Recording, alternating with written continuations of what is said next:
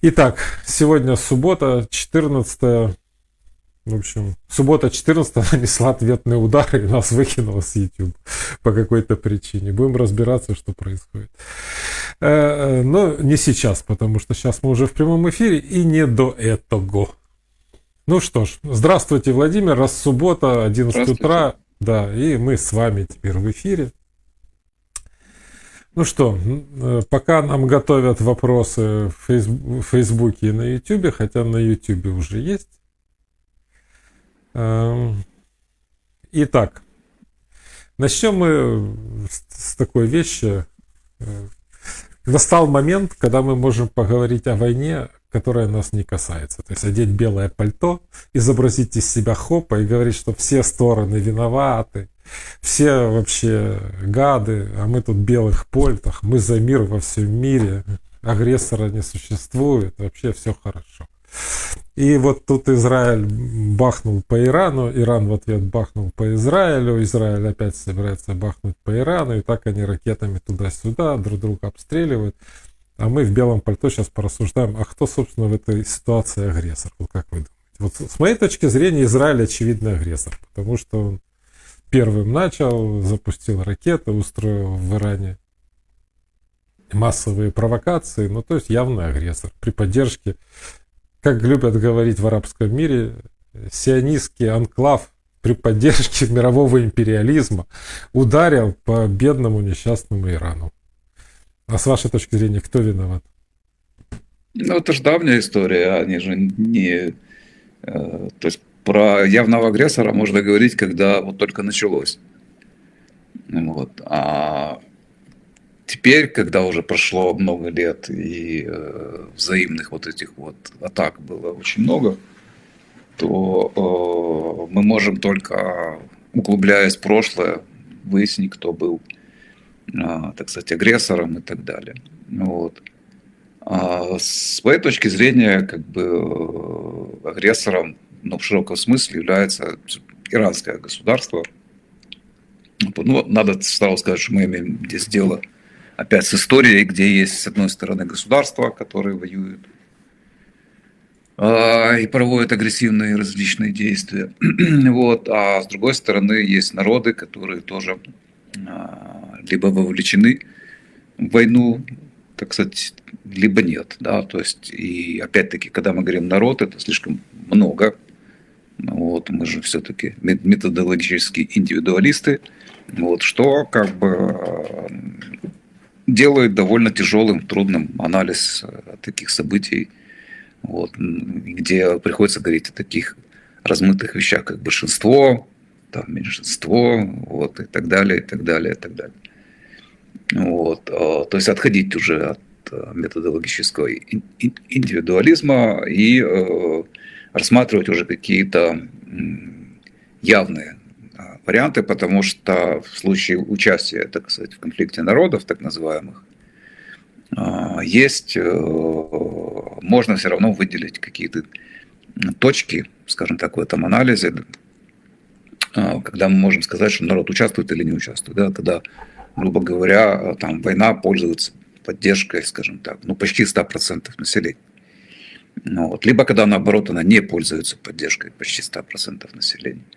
Но в большинстве случаев, конечно, таких историй не бывает. То есть всегда есть кто-то, даже при большой поддержке, кто против, и всегда есть кто-то, кто за, даже когда как бы люди не поддерживают. Но политика существует, как бы отношения власти с населением существует не на точных каких-то измерениях, а на вот этих вот средних величинах и на ощущениях, скорее всего, поддерживают, не поддерживают, легитимно, нелегитимно. Потому что когда значительная часть, например, не поддерживает, эта самая значительная часть может перейти к каким-то действиям, направленным уже против власти. И власть поэтому всегда следит за такими вещами, как поддержка вот таких вот различных серьезных акций, к которым относятся и войны в том числе. Ну, вот, потому что в истории полно примеров, когда недооценка этого фактора, она правителей, так сказать, губила. Вот, там, ну, классически это там маленькая победоносная война русско-японская, да, которая закончилась поражением, разгромом фактически России, то есть там с катастрофическим результатом, проигранным Цусимским сражением, вот, и прочими порт-артурами. То есть вот такой пример, когда в надежде укрепить власть и получить больше легитимности, правитель столкнулся с обратным результатом. Вот. И при том, что мы опять-таки не можем сказать, сколько там россиян поддерживали войну, сколько не поддерживали. То есть мы можем говорить только примерно, не примерно. Да, то есть сначала было больше, а потом вдруг резко стало меньше. Вот. То в случае конфликта Ирана и Израиля, так же, как и в случае конфликта России с Украиной, участие народа как раз с обеих сторон, оно довольно ощутимо, скажем так, да. В случае Украины, причем ситуация меняется в ходе войны, да, если мы возьмем начало войны Украины с Россией, то поддержка, как бы сопротивление России сначала было очень высокое со стороны народа, но со временем она падает. И продолжает падать, поскольку власть применяет различные такие методы, как бусификация, там, прочее, что делает войну непопулярной. В случае конфликта и наоборот, поддержка со стороны России, как бы российского народа, насколько можно судить, наоборот, возрастает в какой-то степени со временем, либо остается неизменной. Тут я не социолог, скажем так, но, по крайней мере, изначально она была не очень высокой. Видимо, какое-то время возрастала, и, может быть, и возрастает до сих пор. Вот. Поскольку, опять-таки, и российская, и украинская власть прикладывают все усилия для того, чтобы это было так, для того, чтобы она возрастала. Вот. Я не знаю, почему это делает украинская власть, так сказать, то ли в силу тупости, то ли в силу еще чего-то, то ли в силу того, что она работает, на самом деле, на другую власть. Вот. Но понятно, что российская власть тоже прикладывает усилия. А в случае Израиля и Ирана это старое противостояние, как бы, поскольку Иран считает, что никакого Израиля быть не должно. Ну и мало того, исчезновение Израиля там, а вместе с ним, как малого шайтана, да, и Соединенных Штатов, как большого шайтана, это все заложено в религиозных доктринах, которые популярны, в вариантах ислама, которые популярны среди иранского руководства, ну вот, поскольку там нужно согласно этим доктринам, нужно любыми средствами приблизить, так сказать, Армагеддец, вот, поскольку вот, в данном случае человек может это сделать, да, в отличие от христиане считают, что это все процесс, который будет происходить сверху, да, то есть всякие там последние вот эти вот судные дни и так далее. То есть это дело Бога, да, а мусульмане считают, что люди могут как бы ускорить этот процесс, вот они и ускоряют. Вот они ускоряют, значит, всеми силами, чтобы наступили вот эти вот последние дни, когда там какой-то там пророк там появится и, короче, все порешает, и настанет царство справедливости. Ну, а Израиль тут как главное, как бы, первое и очевидное бельмо на глазу, так сказать, которое мешает этому процессу. Вот, поэтому, но опять-таки мы видели в Иране и выступления, и попытки свергать этих аятол. То есть это говорит о том, что явно там есть люди, и их, видимо, достаточно все-таки много, которые, мягко говоря, недовольны этим режимом. Вот, и не хотели бы, чтобы это все продолжалось. Вот, поэтому нельзя сказать там о стопроцентной поддержке со стороны населения Ирана. Точно так же мы видели в Израиле этих леваков, которые ходят там и говорят, что надо остановить операцию в Газе там, и прочее вот это вот все. Ну, мы знаем все эти сумасшедшие всякие повестки. То есть, опять-таки, мы можем сказать, что явно не 100% так сказать, людей, которые живут в Израиле, поддерживают те действия, которые предпринимает сегодня израильская армия. Вот. Поэтому это просто продолжение старой истории, вот, а не новый какой-то конфликт, где можно смело утверждать, вот этот как бы на этого напал, вот, а тот, значит, ему ответил там, и так далее. Вот. И очевидно, что как в пророчестве про Гарри Поттера, да, что пока, значит, жив один, другому не будет покоя. Ну, то есть пока либо власть в Иране не сменится, вот, либо Израиль не исчезнет, так сказать, с карты земли, ну, это все будет продолжаться. То есть, ну, как по мне, решением этого конфликта является смена власти в Иране, потому что она там никому, в общем-то, не нужна. Эти все сумасшедшие аятоллы, которые волею случая, в общем-то, туда попали. Вот. И опять-таки при поддержке дурацкой абсолютно внешней политики Соединенных Штатов Америки, которые почему-то были обеспокоены шахским режимом, вот, и решили помочь его, значит, ликвидировать. Точно такая же тупость у них была и в Афганистане потом. Потом, ну, много еще где, да, то есть в Ливии, то есть куда, в общем-то, куда почти не кинь, везде, когда американский госдеп имеет дело с мусульманскими странами, он почему-то наступает на одни и те же грабли. Вот. А может быть и не почему-то, может быть, это как бы и есть цель на самом деле этого всего. Но вот тем не менее, так сказать, аятол привели к власти в том числе и американцы. Вот. Точно так же, как они привели в Афгане талибов. И вот теперь как бы уже много лет мы все расхлебываем последствия, потому что этот злобный Иран, он как бы такая мавка в этом регионе. Вот. И, в общем-то, он, скажем так, и не совсем относится к Ближнему Востоку, но, тем не менее, вот он, значит, все равно туда лезет и вот беспокоит его там Израиль там, и прочее, прочее. Почему-то там Саудовскую Аравию или Иорданию Израиль беспокоит гораздо меньше. А вот Иран он беспокоит, так сказать, в огромном масштабе, и он, собственно говоря, является организатором всех этих там Хамасов, Шмамасов и всяких там прочих, там Хизболл, вот, и всего такого прочего. То есть это главное как бы действующее лицо, да, то есть то есть мы видели в этом смысле некоторое вот изменение состава участников конфликта, потому что изначально Израиль конфликтовал именно с арабскими странами, со своими соседями, а теперь как бы ситуация изменилась, вот соседями более-менее там замирились, там с Иорданией особенно. Вот, и при предыдущем Трампе вроде как замирились они и с Саудовской Аравией относительно, скажем так, да.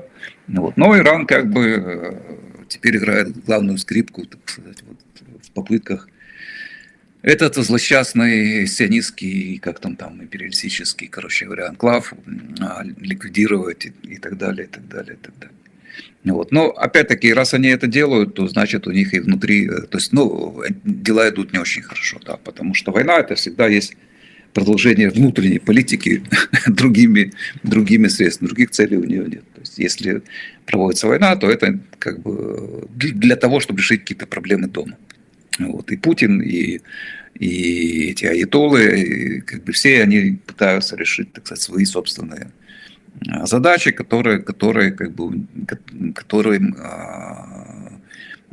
их беспокоят у себя дома. Да? Прежде всего речь идет о легитимности этих режимов. То есть война есть, ну, безусловно, да, мощный катализатор для организации поддержки режима, да, потому что наших бьют, это все люди ассоциируют власть с собой, вот, и так далее, и так далее, и так далее. Но это и рисковый одновременно способ, потому что проигранная война действует ровно обратным образом.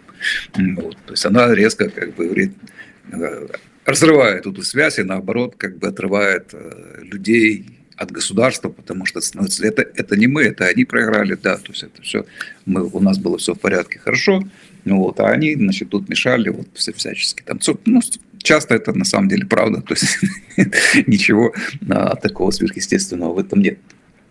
Вот, поэтому до сих пор режимы все эти прибегали, никогда, вернее, не переходили за определенную грань, которая бы привела именно к тотальной войне, то есть когда уже действительно надо решать вопрос окончательно. Да? То есть они использовали такие вот локальные удары, обмены, даже, может быть, сильные, там, серьезные и так далее, но какими бы серьезными они не были, это не была война, которая бы шла условно говоря, до подписания какого бы то ни было мирного соглашения, где одна из сторон бы капитулировала. Вот. Так вот, в случае ближневосточного конфликта это как раз вот именно вот такая ситуация, когда то одни начнут, потом другие начнут, потом эти им ответят, и вот так вот оно тянется с момента, вот сколько я себя помню, вот столько оно существует. Вот. То есть вот такая вот ползучая война, которую включают, когда надо, потом выключают, включают, выключают, включают, выключают. Ну вот. Имея этот опыт за плечами, мы можем сказать, что в данном случае большая вероятность, что все пойдет именно вот так, как оно и шло до сих пор. Да, но это опять-таки не значит, что это должно так идти. Должно так идти. Вот, потому что сейчас вопрос несколько изменился. В том смысле, что существует угроза появления у Ирана ядерного оружия при пособничестве товарища Обамы и товарища Байдена, которые хотели, чтобы это ядерное оружие у него было. Потому что и товарищ Обама, и товарищ Байден, это, собственно говоря, это один и тот же на самом деле человек. Вот. Обама и Байден. Вот. Это не два разных, это один и тот же. Вот. Так вот, этот человек хотел бы, чтобы у Ирана было ядерное оружие, очевидно, для того, чтобы он мог потом шандарахнуть этим ядерным оружием по Соединенным Штатам Америки. Потому что другого назначили первым Израиль, а потом Америка. Вот. И, насколько я понимаю, там Иран достаточно близко, а теперь в это дело вмешалась Россия еще тоже на стороне, Ирана, естественно, вот, и в обмен на поставку ракет и прочих шахедов, вот, видимо, как-то ускорили эту их ядерную программу.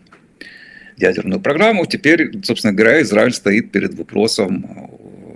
прямым вопросом выживания, да, потому что если у Ирана будет бомба, то он, конечно же, не замедлит ею воспользоваться, потому что велит ему религия это делать, а религия там является основой всей этой власти и так далее, и так далее. То есть риск, скажем так, достаточно большой. То есть если раньше это был просто обмен ударами периодически, когда кому было выгодно, то есть включали кнопочки, выключали, то теперь Иран собрался, так сказать, решить окончательно еврейский вопрос. Вот. И для чего ему, собственно говоря, эта бомба нужна. Но опять-таки мы не знаем, насколько там пугалка, насколько там бомба. Вот, потому что одно дело иметь возможность создать бомбу, а совсем другое дело именно создать ее. Вот, и какие там носители, и все, это все может быть сбито, уничтожено в воздухе, на подлете и так далее. То есть это производство ядерного оружия, это не производство шариковых ручек, это не конвейер, где можно их в огромных количествах производить. Вот. Это достаточно все-таки даже при том, что прошло много времени, все равно остается достаточно технологичным производством, вот, которое и достаточно штучным. Вот. Поэтому, если верить в то, что аятоллы готовы, так сказать, завтра пульнуть по Израилю, да, этой бомбой, то надо понимать, что эту бомбу достаточно будет легко сбить. Потому что одно дело, так сказать, когда у тебя современные межконтинентальные баллистические ракеты, которые отличаются высокой скоростью входа в атмосферу боевой части, которую трудно потом по этой причине, она летит очень короткое время в атмосфере, ее поэтому трудно сбить. И вот этими вот ракетами медленными, которые сейчас есть на вооружении Ирана, это другое совсем оружие, которое достаточно проще сбивать. Но все равно иметь, так сказать, врага, у которого есть ядерное оружие, как-то не очень хорошо. Поэтому Израиль предпринимает такие меры. То есть, грубо говоря, если бы я был израильским чиновником, я бы эти меры, именно патриотом, то я бы эти меры широко одобрял и понимаю, откуда они происходят. То есть, вполне логично и обоснованно они действуют, потому что для них в серии этой непрекращающейся войны, которая длится уже много-много лет, вот такими циклами, вот в этом цикле сейчас они подошли к критической точке, потому что Иран из некой такой, скажем так, надоедливой моськи, да, превратился в такого уже реального слона, потому что у него появляется вот это ядерное оружие. Вот. То есть я, например, эту ситуацию вижу таким образом. Вот, то есть, еще раз говорю, что тут просто в данном случае это не новая война, то есть это не какая-то там не спровоцированная, так условно говоря, агрессия. Это просто продолжение этого старого конфликта, который длится уже там много лет. Тут все было бы хорошо, тут, правда, есть несколько нюансов. В ночь на 13 число, когда началась бомбардировка Ирана, 13 числа в пятницу в Кнессете должны были рассматривать вопрос импичмента Нетаньяху, доверия правительству. И тут как-то так у них получилось именно в ночь до того. Ну, естественно, Кнессет уже в пятницу ничего не рассматривал. Оно так получается. А с другой стороны, если 500 одновременно дронов, на каждом из которых будет маленькая ядерная грязная бомбочка, полетят в сторону Израиля и собьют даже часть, то вся эта полоса от Ирана до Израиля будет усыпана радиоактивными осколками. Тут мало хорошего. Ну и с третьей стороны, сегодняшние баллистические ракеты долетели, какие бы они ни были, но они пробили и Патриоты, и Тадам, и Железный купол, и все-таки есть и раненые, и убитые в Израиле, и попали по Тель-Авиву, по Иерусалиму, так что тут... А у Ирана еще 2000 ракет в запасе, так что тут это все надолго, мне так кажется. Просто у нас тут есть вопрос, когда это все закончится. Ну, наверное, не только Иран и наша война, но похоже, что это все тоже надолго. Надолго, но как бы государства, они же не несут ответственности никакой за свои действия. Они могут бесконечно заниматься этими войнами.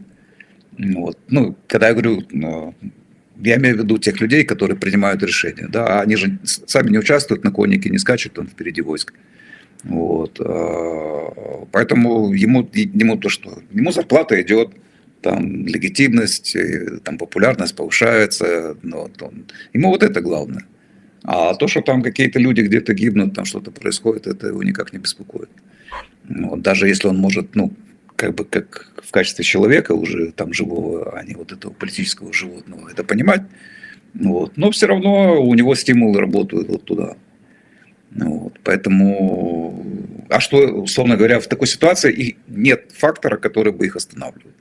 Фактор, который их может остановить, это либо удаление этих людей от власти, вот, либо проигрыш в этой войне, то есть как бы ущерб несовместимый с жизнью, как говорят медики, да, или, как говорят в военной теории, ущерб, политически неприемлемый ущерб.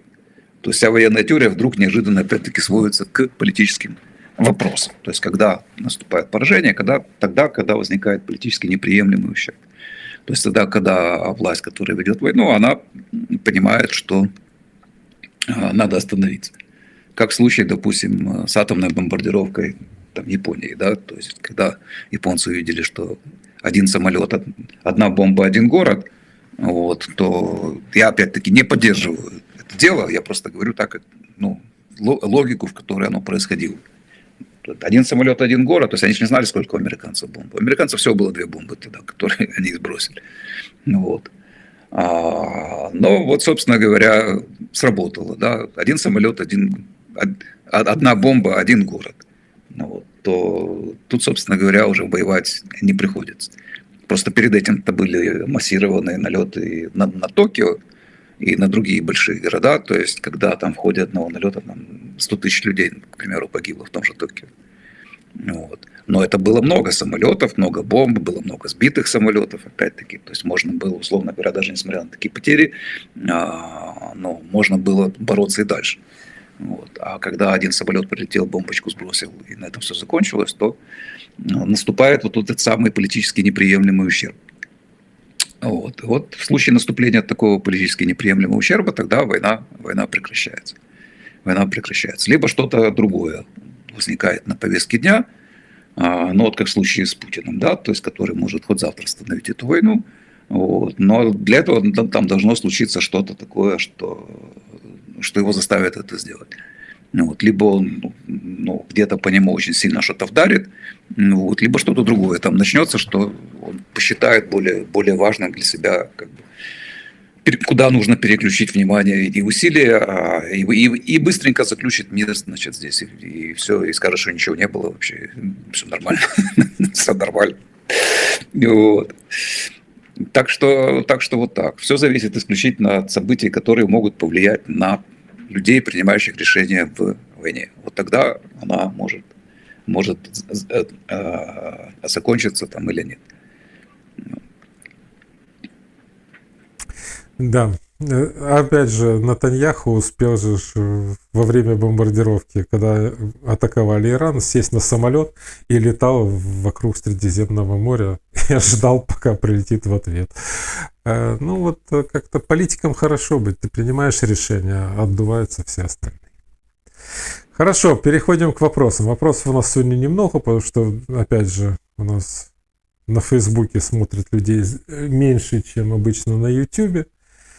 Но, тем не менее, вопросы есть. Вопрос Владимиру. Что вы скажете про судебную систему в Украине? На мой взгляд, это единственный орган власти, который не дает нам называться диктатурой и тиранией. Неожиданный взгляд на судебную систему. Да почему она не дает? Все она дает. Она, во-первых, это часть той же самой системы власти. Зарплату они получают все из одного котла. Вот, это тоже госслужащие, такие же, как и госслужащие любые другие. Так что, если суд и принимает какие-то решения, которые там могут, формально выглядят как противоречащие с политикой партии, да, то судья всегда тщательно взвешивает, на самом деле, последствия для себя. То есть он может действительно там такие решения принимать, если они ему ничем не угрожают. Потому что политика партии вещь такая, трудноуловимая, да, то есть ее нельзя сформулировать там в нескольких тезисах. Вот, и состоит она всегда в том числе из многих мелких различных действий, которые предпринимают не люди наверху, а люди внизу по своей инициативе. Вот, для того, чтобы там выслужиться и так далее. Опытный судья, он четко отделяет, что ему можно, а чего нельзя. То есть ему нельзя идти против тех, которые наверху. Но он может легко злоупотребление на местах, так сказать, пресекать, потому что, по крайней мере, выступать против них, там, называть их незаконными и неконституционными, потому что это ему ничем не грозит. Это потому что он знает, что источником этих злоупотреблений является какой-то местный Вася, который, значит, думает о повышении и старается выслужиться, значит, перед начальством. Вот недавно, буквально вчера, да, то есть была информация о том, что во время Голодомора в Китае, там где-то что-то там 20-30 миллионов погибло, да, то есть 5-6 миллионов погибло только из-за того, что местное начальство хотело выслужиться перед вышестоящим. Вот. И более рьяно, так сказать, устраивало Голодомор, чем это делало начальство в других провинциях, которому не надо было выслуживаться, потому что у него было все хорошо. Вот. То есть в таких ситуациях, да, суд может там, что-то там идти наперекор, то есть это может выглядеть, как будто он идет наперекор. Вот. Но всерьез наперекор системе именно они идти не будут. Они будут. Это мы видим сейчас в Штатах, например, да, и в том же Израиле, где судьи там зубами, руками, ногтями, значит, вцепляются за то, чтобы система никак не пострадала. А то вдруг там товарищ Маск там чего-то там насокращает. Вот. Как же это ж хлебные места, это ж бюджеты, это ж уже много лет священные почти что места такие, вот там уже 3 поколения выросло чиновников, на этом все тут придут и отрежут и заберут. То есть, поэтому суды всегда в таких ситуациях они отрабатывают в пользу системы. Даже заметим, что в случае Штатов мы видим, как и даже судьи республиканцы часто тоже работают на сохранение этой системы. Вот, поэтому при государственном суде, то есть это трудно ждать от него какой-то самостоятельной деятельности. Хотя прецеденты, понятно, были, то есть мы опять-таки возьмем английское право, но Там, во-первых, долгое время существовали и независимые суды, вот, то есть там не было никогда такой монополии, как у нас здесь, на наших, так сказать, территориях.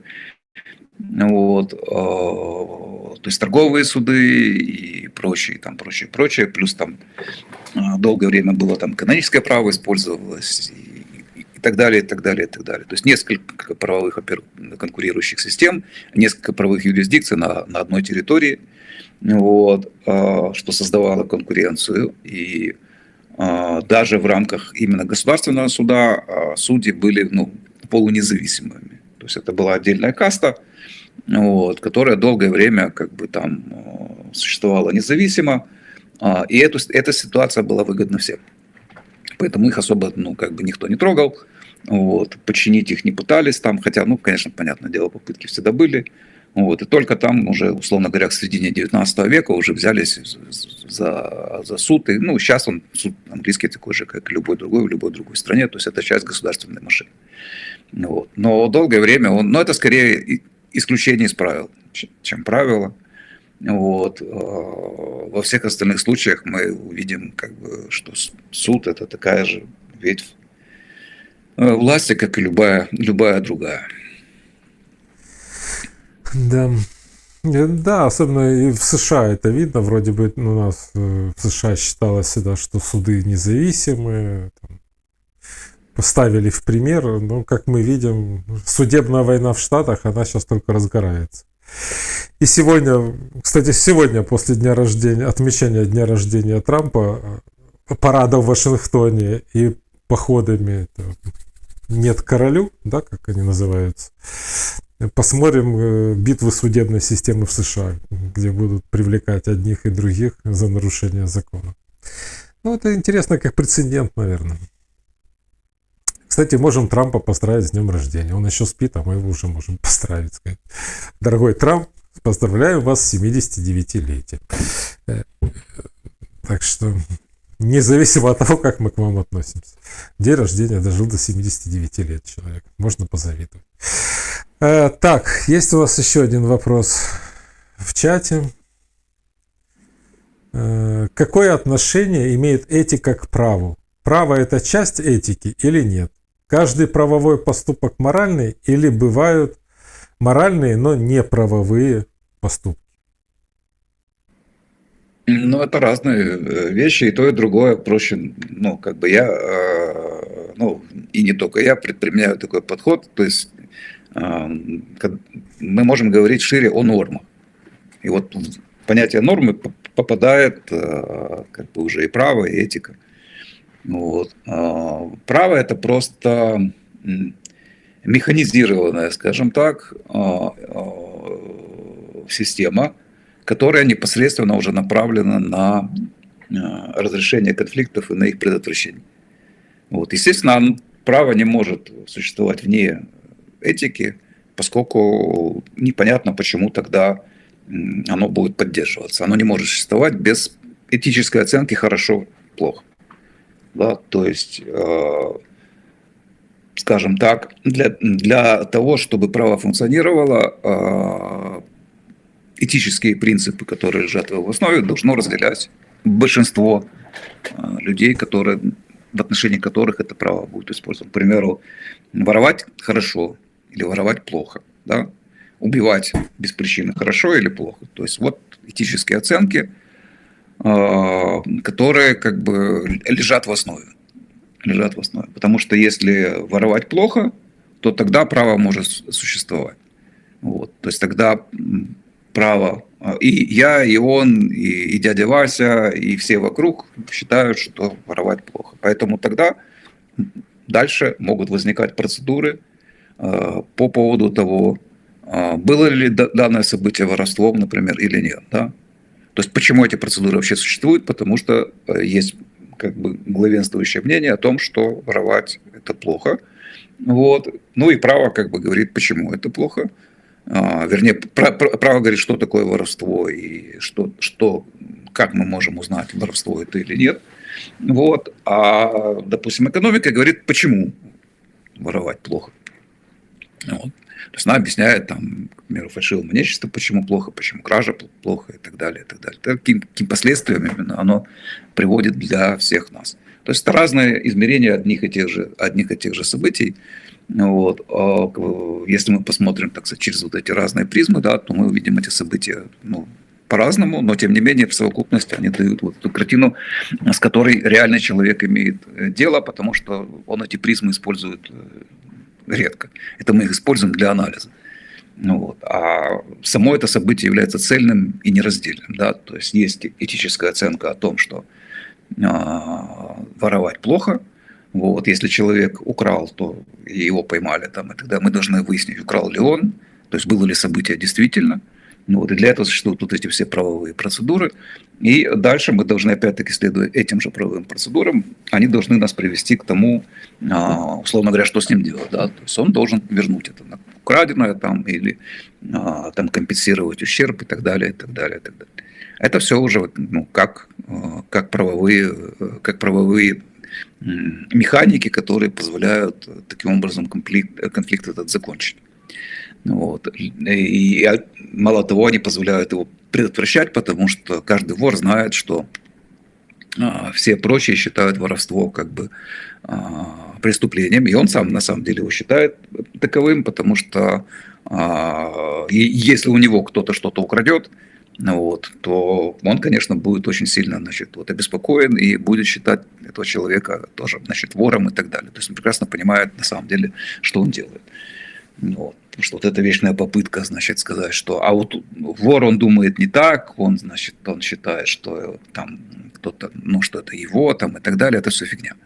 Это все фигня, потому что в отношении самого себя он так не считает. Вот пойдите туда, и пускай тогда этот вор отдаст, значит, все нажитое там кому-то, значит, другому, вот, или пусть кто-то другой это у него все украдет, и посмотрим, что будет. Вот, посмотрим, что будет. То есть, на самом деле, все они прекрасно все знают, эти принципы этически одинаковые, но вот, прекрасно понимают, что воровство как бы есть плохо, и знают о последствиях. То есть, наличие этого мнения, наличие этих правовых механизмов, оно уже делает воровство не таким распространенным, каким бы оно могло бы быть, если бы их не было. То есть, если бы их не было, вообще бы не было бы общества. То есть, люди бы не могли жить вместе друг с другом и, соответственно, иметь те огромные плюсы, которые, собственно говоря, делают нас в итоге людьми. То есть, создают вот это общество, благодаря которому мы можем выживать, будучи сами по себе, по отдельности, слабыми, тупыми, вот, ленивыми козлами. Вот. Но когда все вместе собираются, почему-то, значит, возникает цивилизация. Да? Вот. А именно потому, что существуют вот эти механизмы, которые позволяют нам эффективно использовать друг друга, труд друг друга, так сказать, на благо каждого из нас. Каждый использует всех остальных на благо свое, а те используют его тоже на свое благо. Вот так работает общество, и чтобы оно работало, вот для этого и существуют вот эти вот механизмы, но этика здесь как бы является базовой. Вот, этика является базовой, а от нее уже, из нее, точнее, вырастает уже право, как именно механика логическая для того, чтобы выяснить, было ли некое событие действительно, так сказать, в природе, да, и дальше решать, что с этим фактом делать. То есть, если не было, то, значит, не было, мы тогда отпускаем этого человека. А если было, то он, соответственно, должен нам, значит, как-то, значит, этот ущерб там восстановить. Вот. И право говорит, как он должен восстановить, там, если у него там это то, если он может это восстановить, допустим, своим трудом, если у него нет денег. Вот, пусть на огороде там, значит, копает картошку. Вот, если у него есть деньги, значит, он должен компенсировать, ну и так далее. То есть это все вот эти вот самые все правовые механизмы, в которых как раз человек как целое уникальное, так сказать, явление отсутствует. В нем, в праве в самом действуют именно такие механические пустые внутри лица, вот, которые вот, есть ли то, и вот логические там разные вот эти вот все конструкции, да, независимо от того, собственно говоря, кто конкретный Вася или Петя, который вкладывается туда, в это лицо. Безусловно, там существует, и особенно в английском праве, моменты, когда важно, кто это. В том смысле, какие у него там заслуги. Но это все используется для того, чтобы опять-таки понять уже, как это лицо, то есть опять-таки все равно более подробно описать действия лица. Не конкретного Васи Пети, а лица, то есть его характеристики как лица. То есть был ли это там рецидивист, условно говоря, от которого мы ничего хорошего не ожидаем, потому что у него было уже там куча преступлений за ним, или это случайно там наступившийся там человек, который там под действием каких-то обстоятельств вдруг, значит, вышел из-под контроля, да, и, значит, сделал какие-то нарушения. Вот. В двух этих случаях будут разные решения суда. Они учитывают эти все обстоятельства, как бы стараются, по крайней мере, точнее, должны их учитывать. Да? Вот. И дальше уже считаю, что с этим делать. Но все равно это, как бы вправе, еще раз говорю, там такая машина вот своего рода, то есть чисто логические, так сказать, конструкции, которых живого человека нет. Живого человека там нет. Вот. Так что вот так вот обстоит дело. И, безусловно, могут быть поступки моральные, но не соответствующие существующим правовым канонам. Вот, существующим правовым канонам, когда, например, какой-то человек знает, там, что вот есть какой-то убийца, например, да, который, и он твердо уверен, он знает в том, что он действительно убийца, то есть убийца в смысле злодей, мардера. Вот. Но право бессильно не могут доказать, например, что он там кого-то убил, вот, и так далее, и так далее, и так далее. Если он, к примеру, возьмет на себя грех, так сказать, и пойдет и завалит этого убийцу, то, в принципе, такой поступок, можно сказать, морален, потому что он как бы и знает еще, что мало того, что этот персонаж готовит еще какие-то, значит, страшные преступления. Вот. То есть этот поступок морален, да, но он не правовой, потому что, так сказать, это все основывалось исключительно на его предположениях, которые могли быть ошибочны. Они могли быть ошибочны, и, конечно же, никто не оправдает такого человека. Вот. То есть он все равно получит какое-то наказание. Вот. Другое дело, что суд там в ходе рассмотрения может выяснить, что вот да, этот человек не без основания, возможно, считал то-то, то-то и то-то.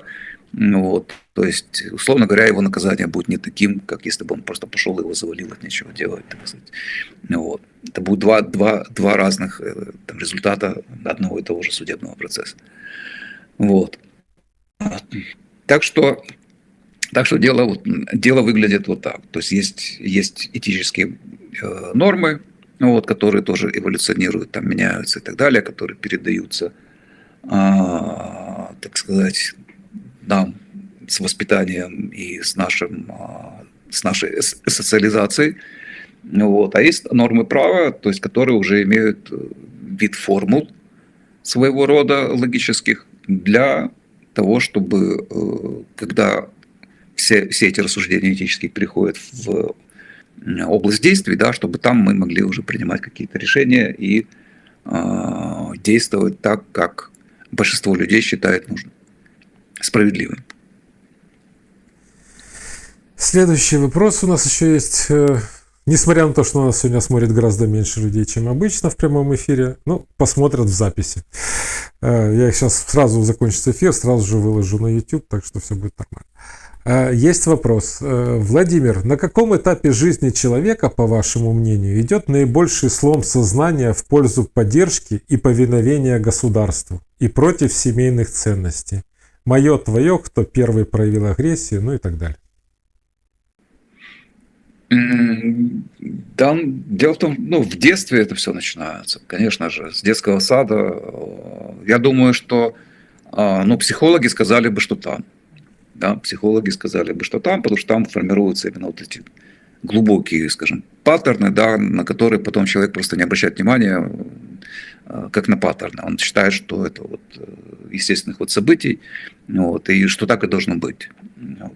То есть, когда детей, например, воспитатель не разбирается, кто там начал драку, вот, а наказывает обоих, и виноватого, и правого. Вот. Это происходит не один раз, и как бы это воспитывает, ну, скажем так, отношение к конфликту специфическое, что важна не справедливость, а важна как бы важно то, что как ты перед этим воспитателем будешь выглядеть. Ну, вот. Ну и это база, как бы это база, то есть без которой уже все последующее тоже будет выглядеть очень, очень печально. Вот. Поэтому я думаю, что ну, серьезные изменения происходят там. Серьезные изменения происходят там. Вот. И потом, когда начинается возраст уже подросткового бунта, то как раз уже на самом деле в этот возраст ну, человек ходит уже с вот этими изменениями, и поэтому он не видит, допустим, в государстве агрессора, а видит агрессора, например, в своей семье, вот, в каких-то вещах, которые кажутся ему общепринятой моралью, вот, хотя на самом деле не являются такими уже давно, и так далее, и так далее, и так далее. То есть он попытку как бы избавиться от оков, вот, он оковы видит не там, где они есть. Это особенно хорошо видно сейчас, вот, когда вот эти вот все климатические борцуны, там, все эти захамасники, всякого рода антиколониалисты и все прочие, типа борются с системой. Это очень смешно. Это очень смешно, потому что антифа, вот эти все, то есть БЛМ, то есть поскольку они являются авангардом этой системы. Вот, являются авангардом тоталитарной машины, но они себя считают, значит, революционерами. При этом их даже не смущает, но тут факт, к примеру, я, например, всегда с климатобесами, когда, значит, там общаешься, да, то я всегда у них спрашиваю, а как вы вообще, значит, вот допускаете такую простую мысль, что такой человек, как Грета Тунберг, вдруг оказывается в Организации Объединенных Наций, выступает там, значит, с какими-то обвинениями. То есть, вот вы лично часто бываете, значит, на заседании Генеральной Ассамблеи Организации Объединенных Наций, вам слово там дают? Вот. А как она туда попала, да? Почему ей... То есть, это борец системы. А почему она выступает от имени системы в главном, как бы, в главном вертепе этой системы? Ну, вот. Гневно, так сказать, там кого-то обличает. Вот кого она обличает? Этих всех миллионеров, которые тоже летают, значит, на этих своих джетиках на все эти климатические сходбища. Это не выглядит странно, что вы с ними все заодно. Да? Вот. Не было ни разу ответа, который бы был логичен. Да, то есть говорят, это они подмазываются, там, а зачем им подмазываться? Они могли, если это против системы, они бы элементарно могли бы подавить, если они такие сильные. Почему они это поддерживают? Почему они это поддерживают? Вот так, так же, как и БЛМ и все прочее, то есть, которые там громят почему-то только в определенных кварталах, а в других не громят. Вот, и только в демократических штатах, значит, в республиканских нет. Вот, и так далее, и так далее. То есть много таких моментов, понятно, в жизни, да, то есть, но я думаю, что главное, конечно же, закладываются в раннем детстве, вот, когда ребенок отдает в детский сад, и он там, значит, усваивает вот эти базовые, как бы. Другое дело, что, опять-таки, люди разные, с разными свойствами характера, то есть человек это далеко не белый лист, значит, на котором можно написать все, что угодно, как считают леваки, да, то есть я вот, по своему ребенку вижу, который не похож совершенно по поведению, допустим, на меня, вот, и это было с детства. То есть есть определенные моменты, которые, видимо, как-то заложены там уже на уровне биологии, может быть, проявляются и в каких-то поведенческих уже стереотипах, там, моментах и так далее, и так далее, и так далее. Да, люди разные и так далее. Многие потом понимают, что с ними делают, а те, кто не отдают себе отчета, они вот так вот их плывут дальше по течению. Но мне кажется, что главное делается там. Главное делается. Потом уже дальше идут попытки рационализировать это. потому что в детском саду вам никто не объясняет ничего, а вот уже начиная там школа и высшая школа особенно, вот там уже все рационализируют, рассказывают про колониализм, значит, там про этих вину белых людей, ну вот это вот все. Ну, а нам рассказывали про буржуазию, значит, ну там сейчас тоже буржуазия, она всегда виновата, как евреи, вот, это практически синонимы, то есть что еврей, что буржуа. Вот, то есть он виноват всегда во всем, особенно если в кране нет воды, вот, то понятно, ну, что произошло. Вот. И дальше просто это все дело, то, что усвоено в детстве вам уже просто расписывают, вот, объясняют, а почему это так? А почему это так? Да? Вот. При этом всегда государство так аккуратненько замазывается, особенно чем дальше вы начинаете, пытаетесь понять, чем больше. Да, ну, к примеру, вот вы простой человек, пытаетесь, значит, в чем-то разобраться. Ну, как простой? Студент, например, вуза. Вот. С дуру попали на какой-то гуманитарный факультет. Значит, вот, но вас, значит, там беспокоит, к примеру, вот эта вот вся ситуация. Вот вы видите, что что-то не так. Ну, и начинаете искать ответ. Вот. Но у вас есть куда пойти. Да? Вот, ну, почитаю-ка я философов разных, которые писали на эту тему. Ну и тут вам, конечно же, вываливают там разных там Фуко, Жана Поль Сартра, значит, там и так далее. То есть почитай философа, да, почитай, дружище, поищи-ка ответ. Вот. И он будет искать ответ, который будет и дальше продвигать его по вот этой мейнстримной линии. Потому что других философов как бы просто нет. Ну как, они есть, но их не будет там в рекомендованной и даже в нерекомендованной литературе. Вот. Не каких-то мизосов, да, о чем вы говорите, кто это такие? Это фар-райт, значит, это как бы совсем не те персонажи, которых нужно читать. Вот, то есть человек, который будет пытаться разобраться, он будет вот, разбираться, опять-таки углубляясь тем самым все дальше и дальше в этот левацкий нарратив, который будет все дальше и дальше отодвигать, ну, как бы государство от его главной роли в происходящем, замазывать его и делать его невидимым. Да? То есть Мишель Фуко будет говорить о насилии и власти, вот, которые в сферической вакууме летают сами по себе. А государства там никакого нет. То есть государство там перечисляется среди прочих. Да, среди прочих. Там семья главная, конечно же, враг. Там общество, тоже непонятная хрень. Вот. Ну и среди прочих тоже государство как инструмент правящего класса, конечно же, буржуазии-евреев, значит, которые управляют вот таким образом, значит, подавляют тебя, твою самореализацию могучую, значит, которая выражается в том, что ты покрасил волосы в синий цвет и надел кольцо себе в нос. Вот. То есть, грубо говоря, система построена так, что люди, которые начинают вот так вот скажем так, не системно пытаться разбираться в происходящем, да, а именно то, что им подсовывает как первый простой ответ мейнстрим, ну вот, они будут и дальше как бы заангажированы этой системой и будут становиться ее адептами и пропагандистами. Ну вот. Но это мы отвлеклись уже от вопроса. Ну, а, собственно говоря, на вопрос я ответил. То есть я считаю, что в детстве в основном это все закладывается. Да, я вспоминаю, что у меня же ребенок, он закончил бакалаврат философский и магистратуру экономическую. И любые попытки апеллировать Хайеку и Мизесу, они всегда заканчивались примерно одинаково. Так что тут дело такое. Заканчивал Могилянку.